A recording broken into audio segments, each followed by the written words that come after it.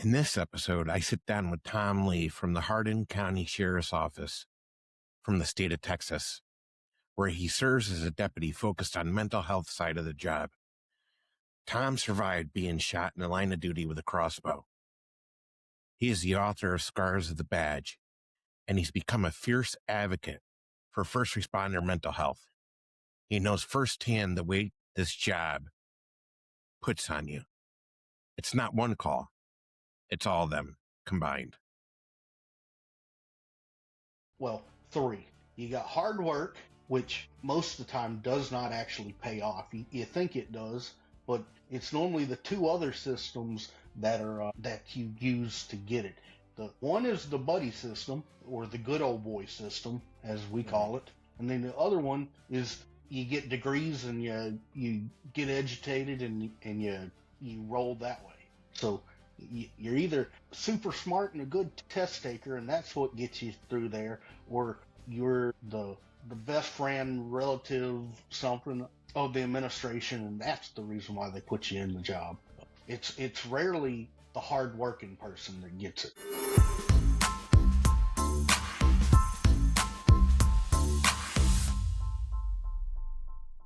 Tom, it's great to have you on the podcast, man. Great to be here. How are you doing today, Josh? Yeah, well, trying to survive this warm weather.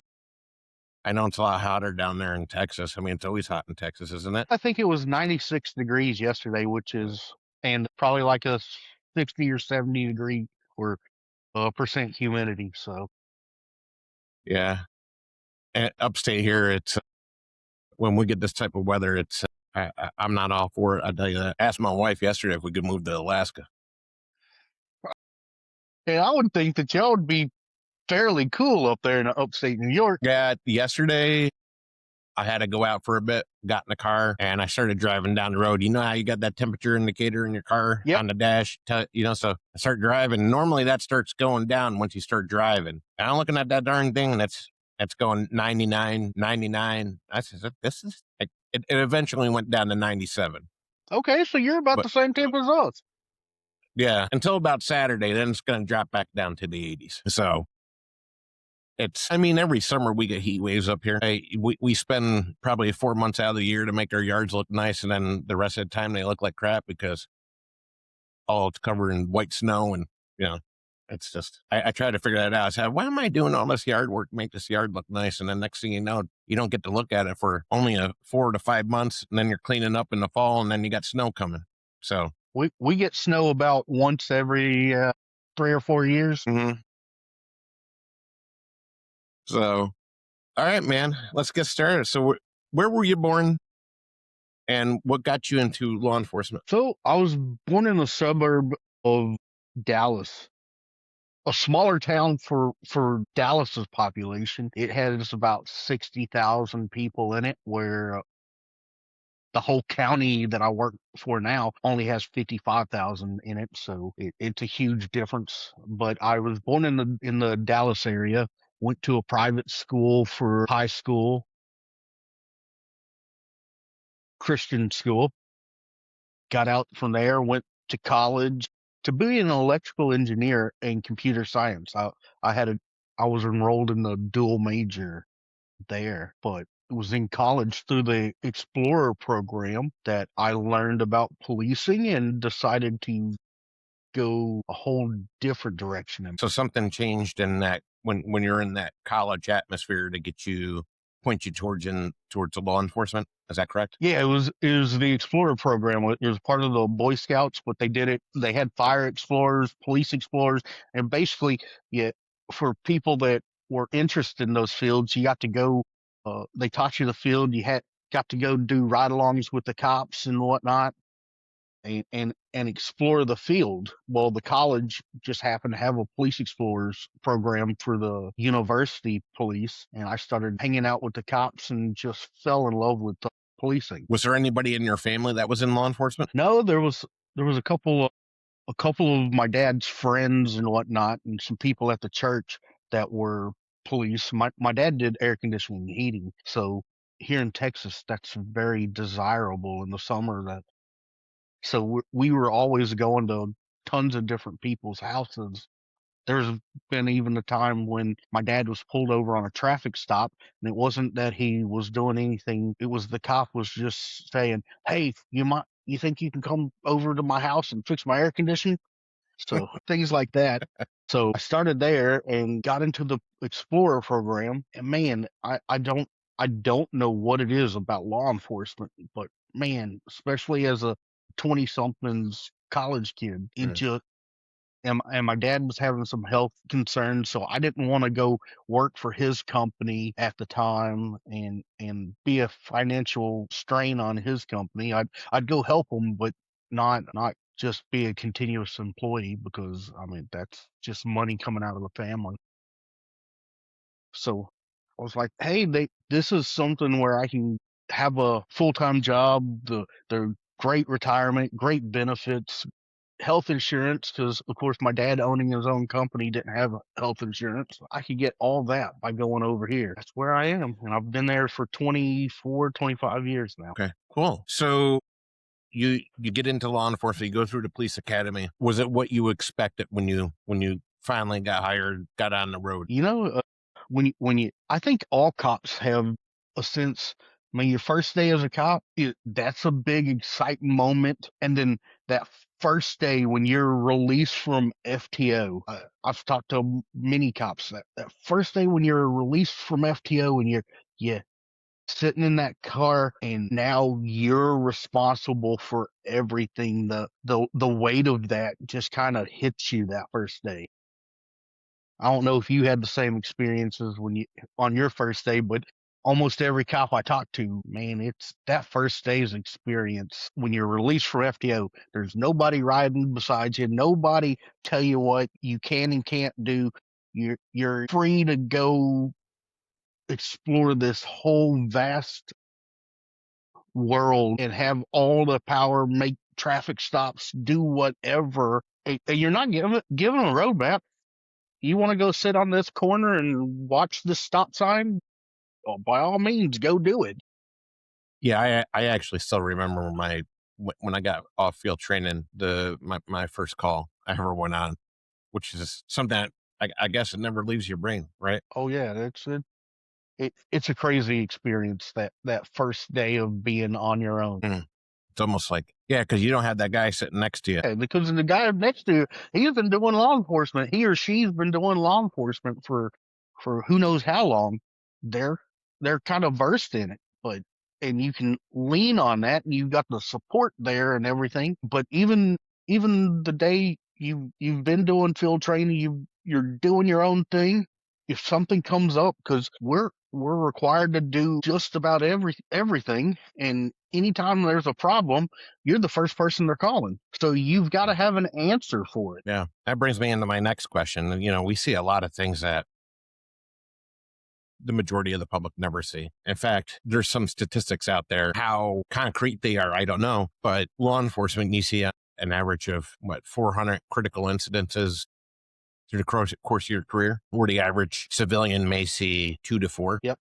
Yeah. So there's a lot of calls that we've both seen, and I'm sure you get the questions like, "What was your worst call? What was the worst thing you ever seen?" Or and I get that question still today, and it's like I've seen a lot. I've seen a lot. I can't tell you what the worst is, what the most horrible thing was, because not every call is pleasant, right? Oh yeah. And actually, that question is really what started me to take and write my book and do this, because so many people ask that question. What's your worst call? I was like, man, because the public wants to know what it's like, what your experiences. It got me thinking, man, I need to chronicle that somehow Mm. and let others know. One, so you can stop being asked. No, most cops hate being asked that question, Oh, it drives me nuts. because I mean, that'd be like me asking you, hey, tell me about the or a citizen, tell me about how you felt when your grandpa died. Or Hmm. I'm just trying to pull something out of the air, but do you really want to go back and tell every detail of that? I mean, no. So let's walk back to a very tragic incident that you were involved in. which was the crossbow incident. Can you walk us through that, how that call came in, and go through the event? Okay, so it started actually 2 weeks prior. I I got a telephone call from the dad saying that his son was suicidal and whatnot. I just happened to be in the FBI crisis negotiation class at the time, and I told him that I couldn't respond out there, and that he needed to call the sheriff's office and let the sheriff's office respond out there. Well, he did not do that.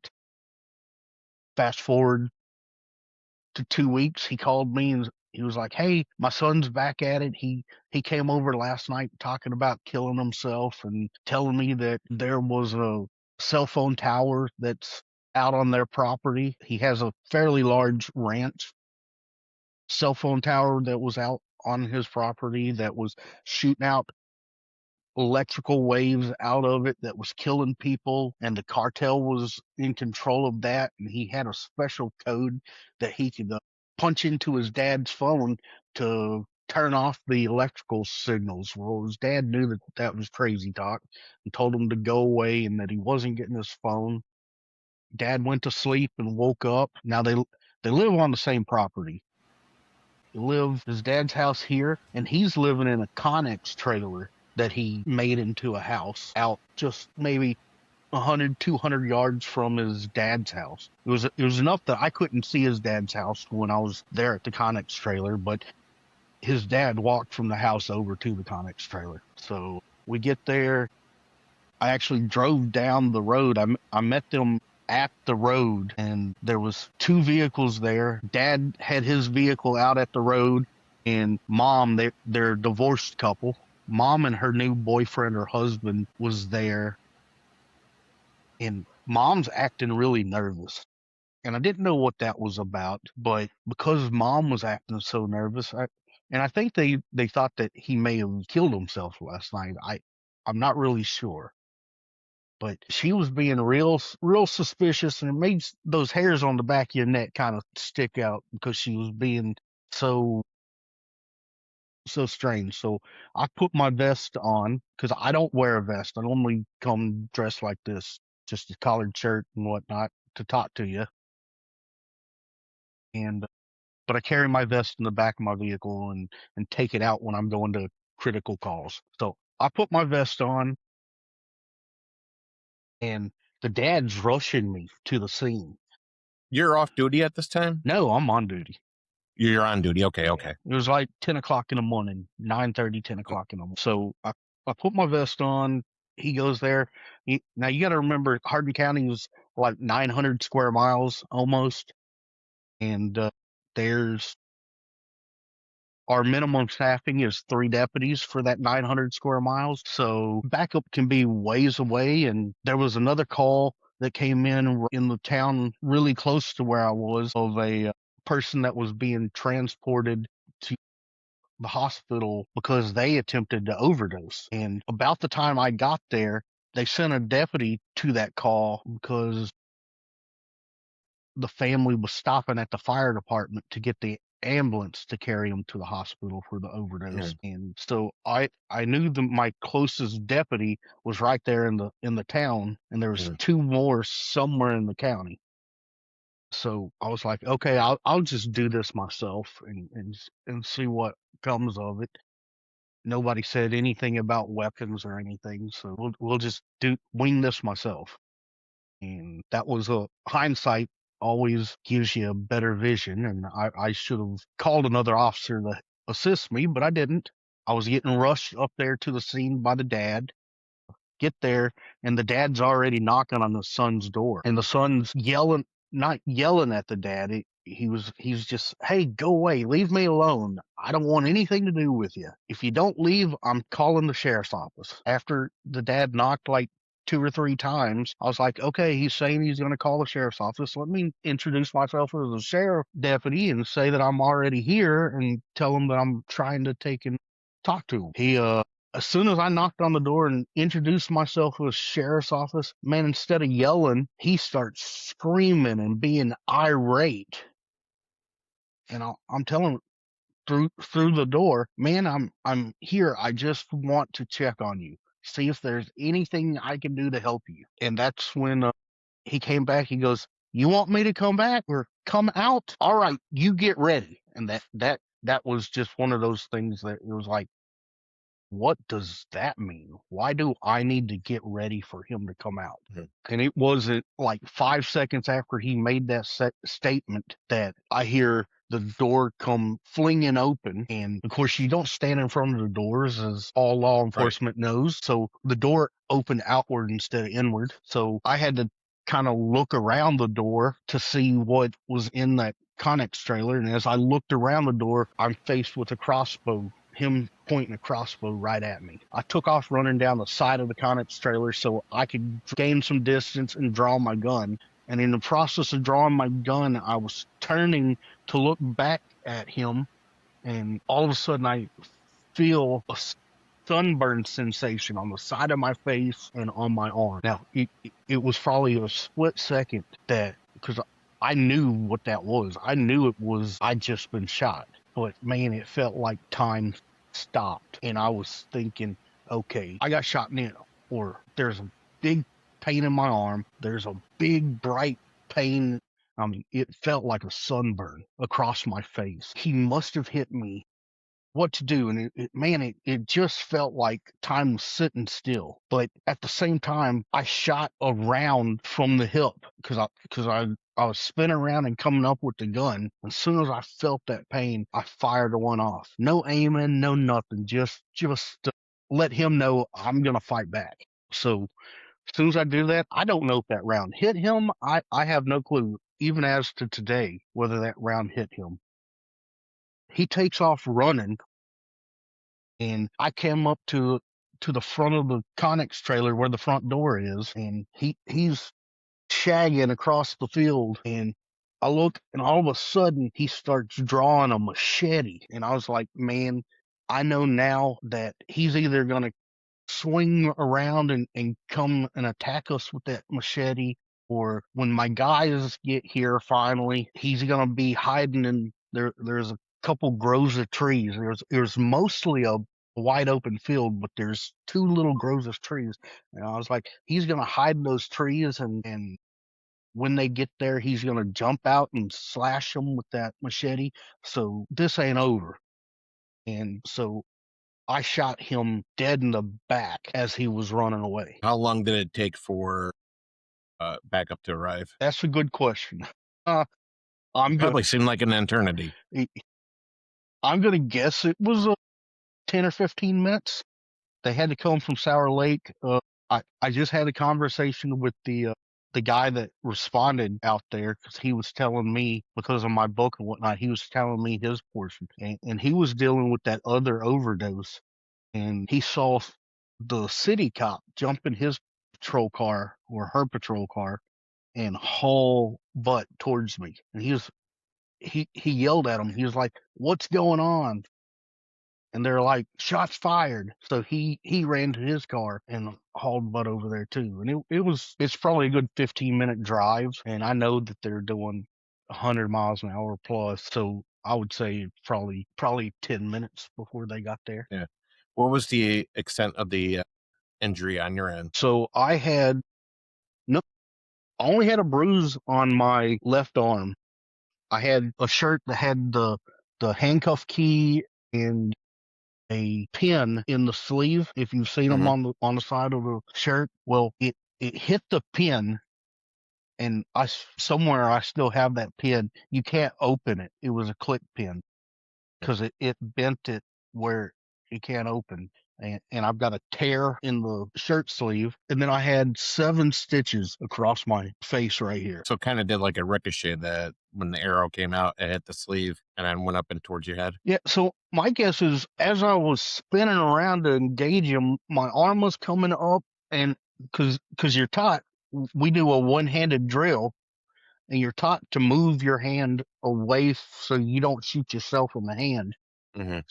So my guess is my arm was up like this so I could use my gun, and I think it came across like this. There's no way to really tell. It was moving way too fast, but logically speaking, that's the only way I can see that it happened. So that incident rocked you pretty hard. Yeah, I mean, it made it where anytime I got close to the highway or the town of Sour Lake, any of those things, man, I'd always relive those incidents.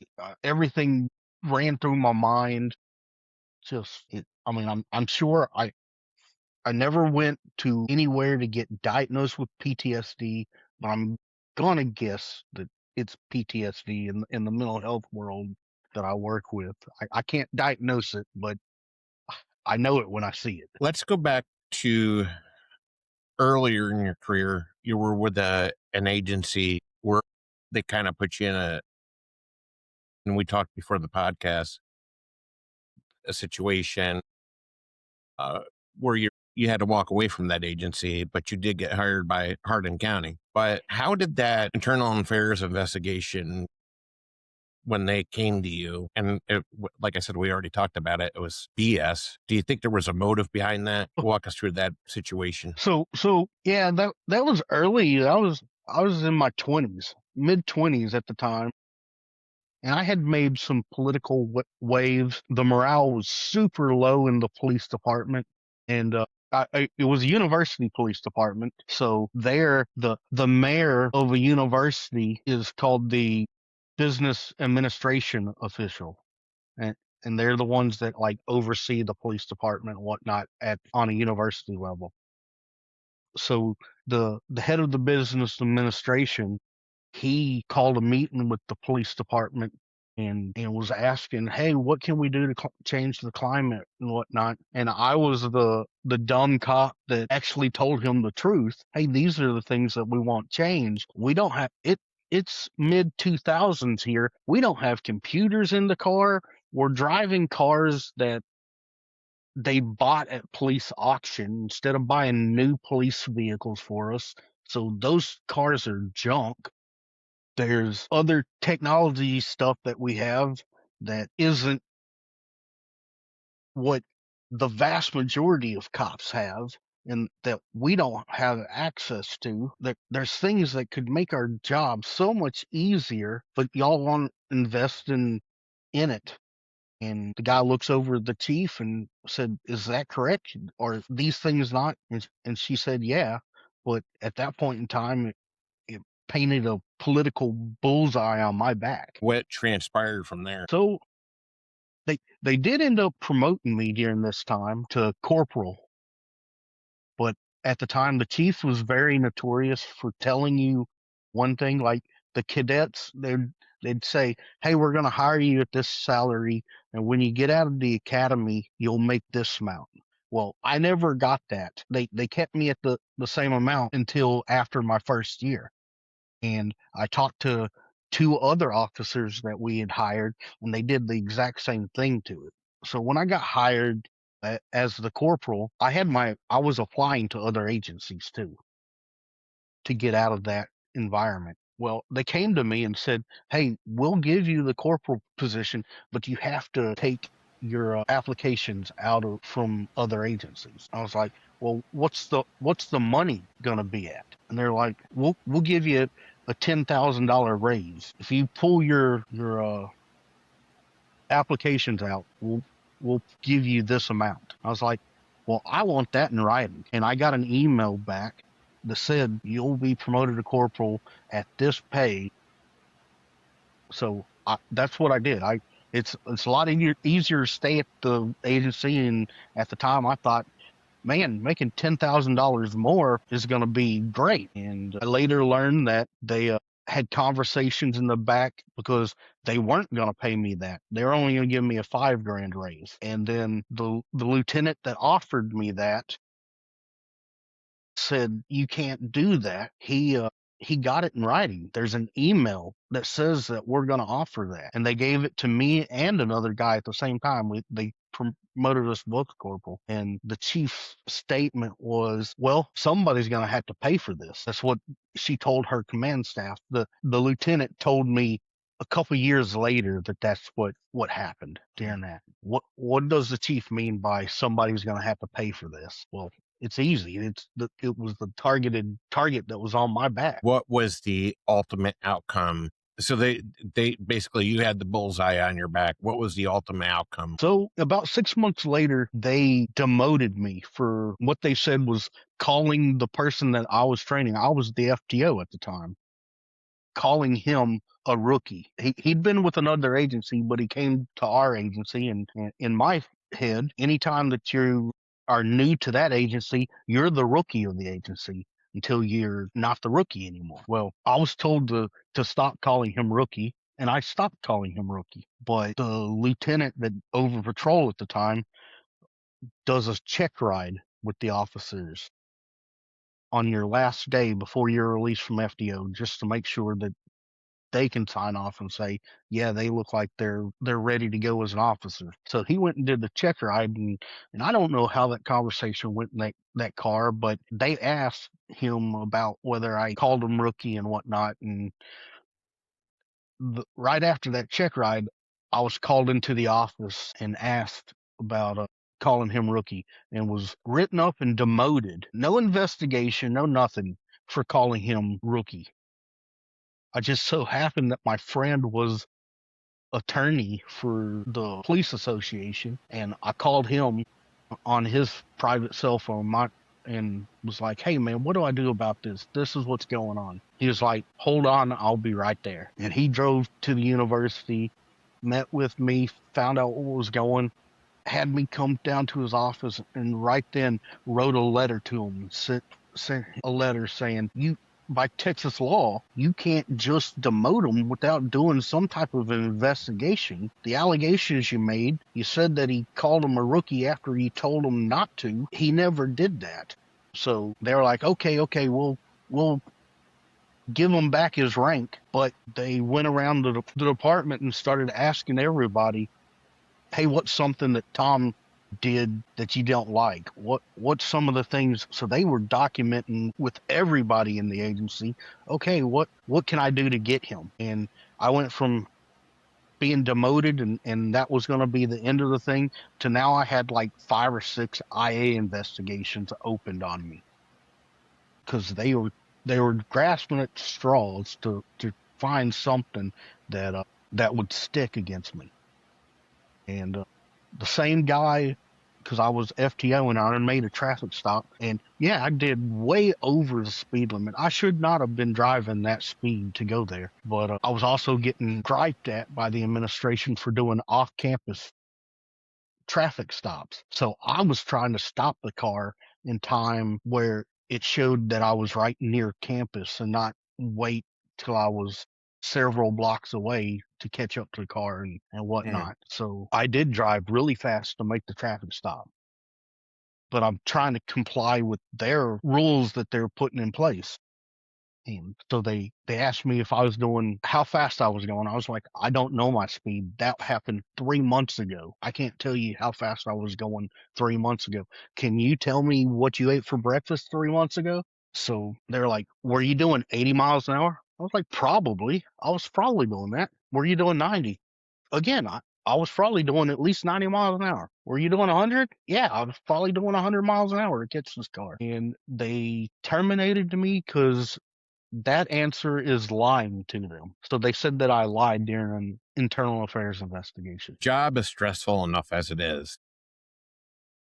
And then when you have an administration, as you just described, that's gunning for you, it makes the job that much more stressful, because you feel like you're walking on eggshells. I couldn't do anything right. I felt like, I may have saved a kid's life, and I actually did save a kid's life, and was told I was put in for an accommodation for a life-saving award.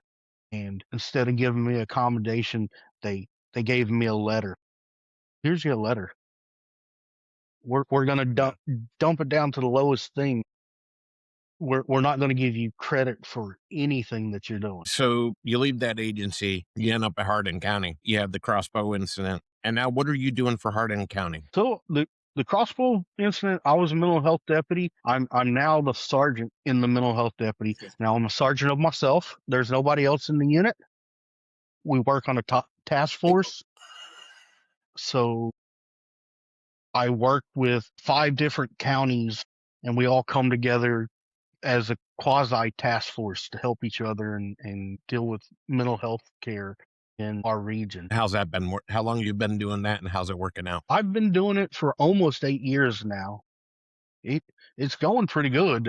It's a little. It's not similar to a lot of different programs, but they're growing around the state where you're paired. I've got a partner every day that's a qualified mental health professional, and we respond to all the suicidal, homicidal, or psychosis cases that are happening during the day. And we work with hospital staff. We actually go to the behavioral hospital and talk to people while they're in the behavioral hospital. We set up appointments with people to get them care after they leave the hospital, or if they don't meet the criteria to go to the hospital but need mental health care, we get them appointments and make sure they're able to get to their appointments. And What has helped you the most as far as overcoming your own internal battles, dealing with the stressors of the job? talking to people, communication.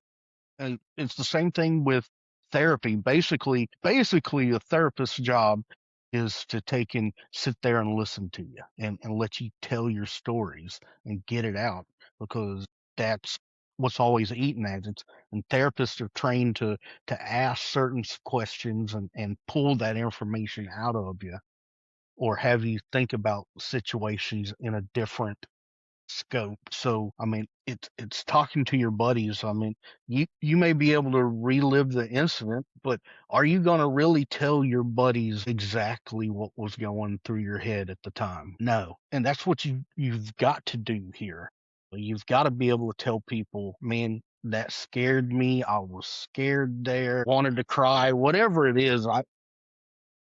You've got to be able to get that emotionally in tune with telling people. What was something early on in your career that another officer, maybe somebody that was a veteran, could have warned you about this job that you're walking into? I mean, I kind of wish that they would have told me about administration and how to take and deal with the administration, because that I think I was way more traumatized by the administration and all the stuff that they did, more than seeing, I mean, countless dead bodies I've seen in my career.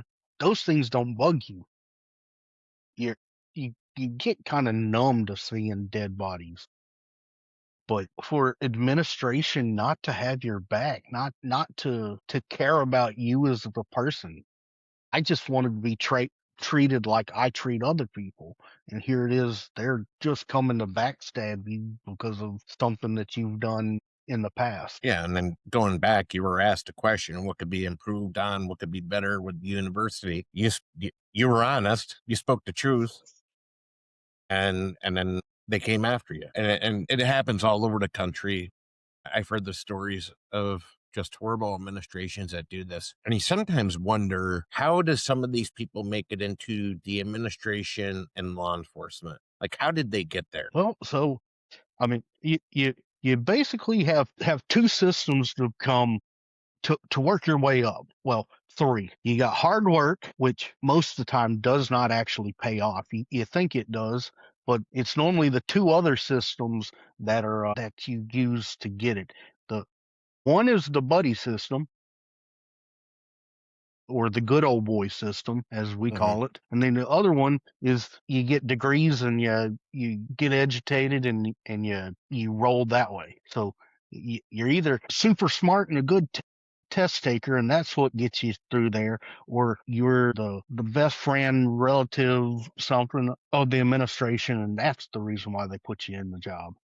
It's rarely the hardworking person that gets it. Yeah, and then the hardworking person gets burned out because they're trying to do the right thing because they believe that what they're doing is the right way to move up the ladder. And I could say this: you could have all the degrees in the world and be the best test taker. It doesn't make you the best leader. Yeah, and it depends on what system they've got in there as to which way makes it easier for you to get promoted.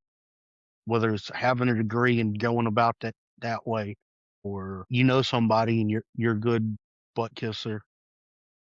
and you get up that way. I've never been one to stay in the office. To this day, you'll see me at the office maybe once or twice a week. My office is my squad car, and I stay in it about 90% of the time when I'm not on a call.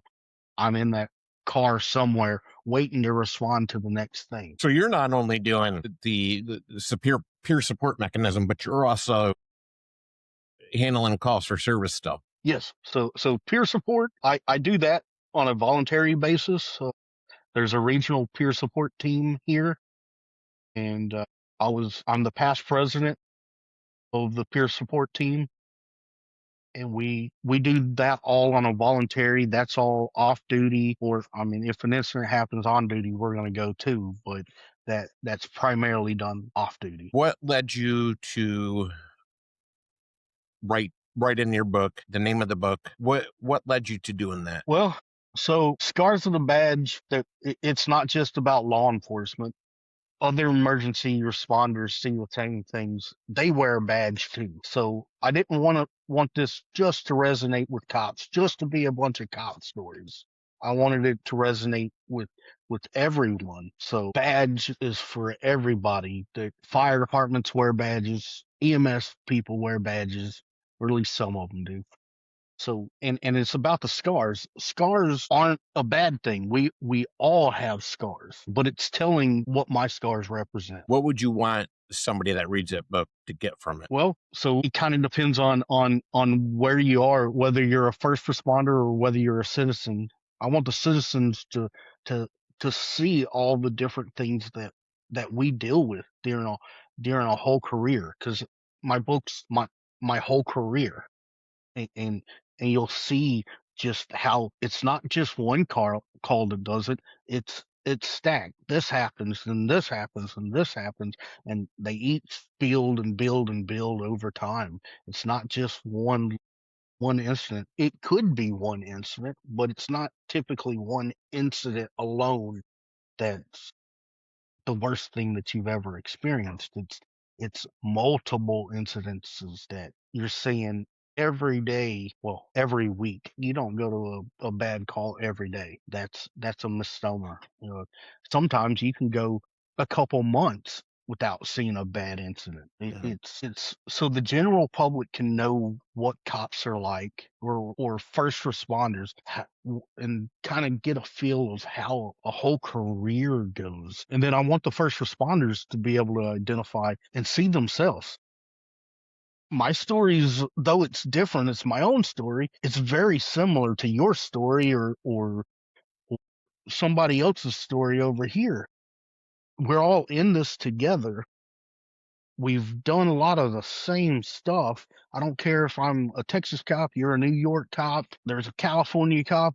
We've all seen some of the very same things as we're going through. So it's identifying that we're all in this thing together. For anybody that watches this podcast, either if they feel themselves like they're slipping, things are off, or there's a first responder that knows a coworker that they work with and they see that person slipping and they know things are off.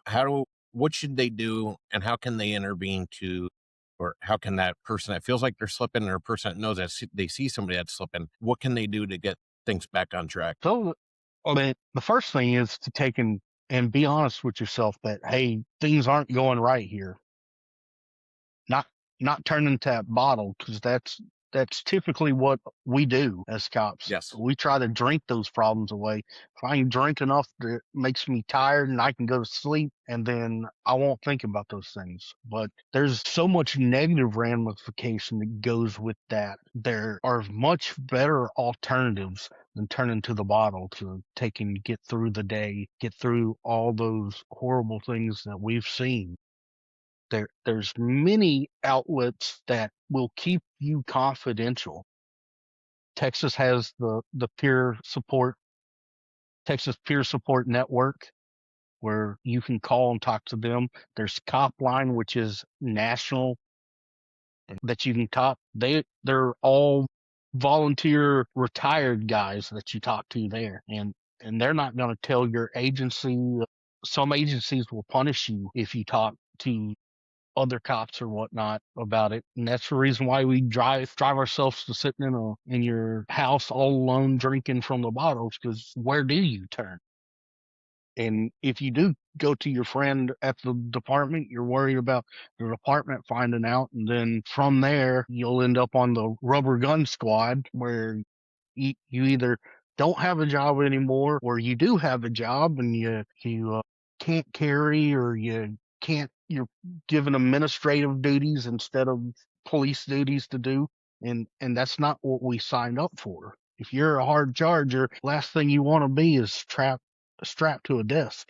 So there are a bunch of anonymous sources. Copline's a great one that's national that you can reach out to. And there's several programs out there that you can deal with. Now, if you're an alcoholic, most departments will forgive you for being an alcoholic if you come in there and tell them that that's what's going on. Mental health gets a little stickier, especially in other areas of the country where they take away your right to own a gun and put you on a desk duty instead of. So we're looking at a bunch of different arenas to go to. If you're an alcoholic, that's not, the stigma's not as bad as being an alcoholic. It is having like suicidal ideations or thoughts of suicide. That's when your department's really, we've got to take his gun. No, I can't tell you, being in mental health, I can't tell you how many people are walking around with the passive thought of, man, the world might be a better place if I just wasn't in it. I talk to people every day that have the passive suicide. Are they going to kill themselves? No, that never even, they're like, man, either they're scared to kill themselves. They think that they'll go to hell if they kill themselves. There's a bunch of things that stop people from killing themselves, but it doesn't stop the thought that, man, if I was just never born, some people's lives would have been better or whatnot. And that can happen to anybody. And I surmise that everybody at some point in time in their life has had that thought at least once, because it's super common. I run into people every day that has that thought, and I actually think that you're kind of lying to me if you tell me that you've never had that thought. So there's people with passive suicidal ideation, and they're not, just because you're having passive suicidal ideations doesn't ever mean that you're actually going to kill yourself. You're dealing with depression and the weight of the world on your shoulder, and there's help for that. Some of it's therapy. You may have to go get on one of the antidepressants for a little while or for a long while to get you through it. And there's nothing wrong with that. Right. So we don't need to be punishing people for that. And if you're scared you're going to get punished, there's like, and I'll say Copline again, call them, reach out to them, and they can talk to you. The best thing you can do is to talk through your problems. And sometimes it's relief just talking about that'll. Have you, I'm sorry. No, go ahead. And what you're doing right now, have you ever, any law enforcement, retired law enforcement, has anybody ever came to you that's out of the job, that's still having issues, hard times? I get it more. We as law enforcement, we don't like to talk about it at all. So it's a real difficult to get law enforcement to do anything mental health. I've taken law enforcement officers to the hospital, but they still don't talk about it. They ball it up. I've had much more success with the fire department. Fire department's a little more open to it.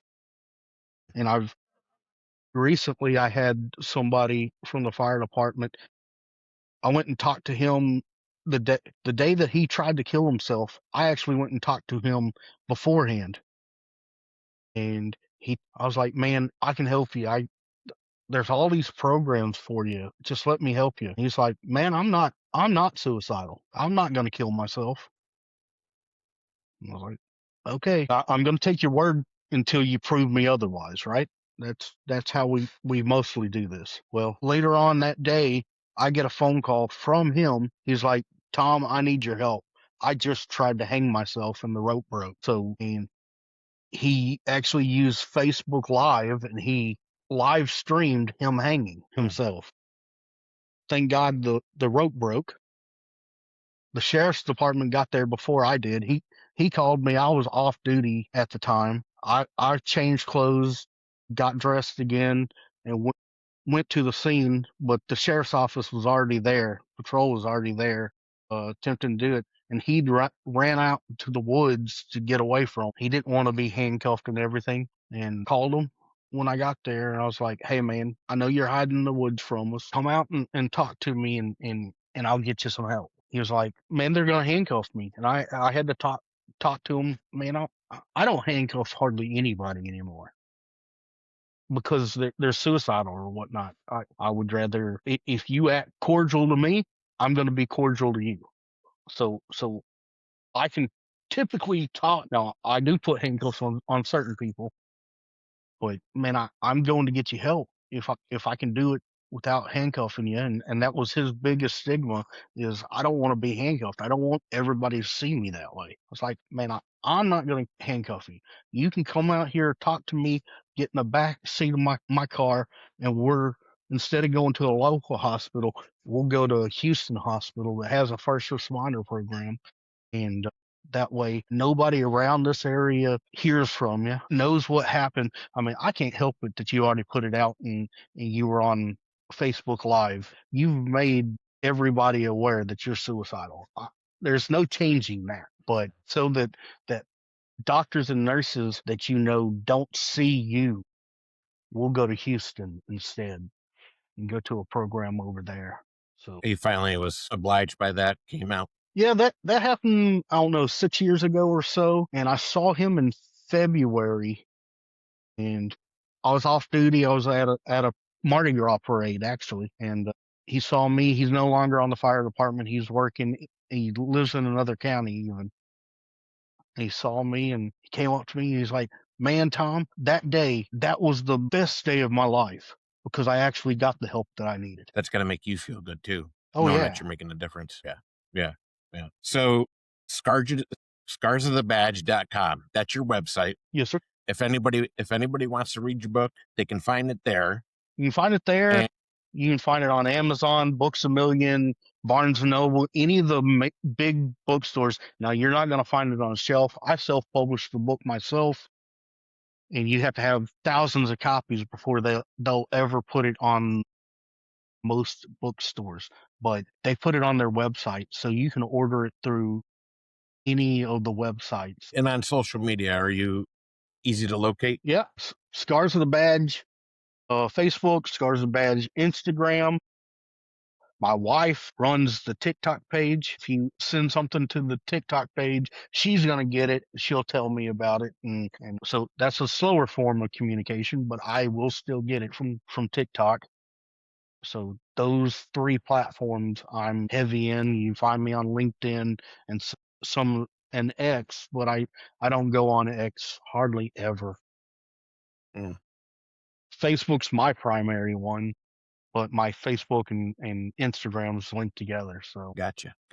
Well, Tom, I appreciate you coming on, sharing your stories, everything that you've done. It's truly been an honor to have a person like you come on and be open candidly about your situations and sharing everything with us. well, thank you for having me, sir. You got it. Hang on one second. I'll be right with you, man. All right.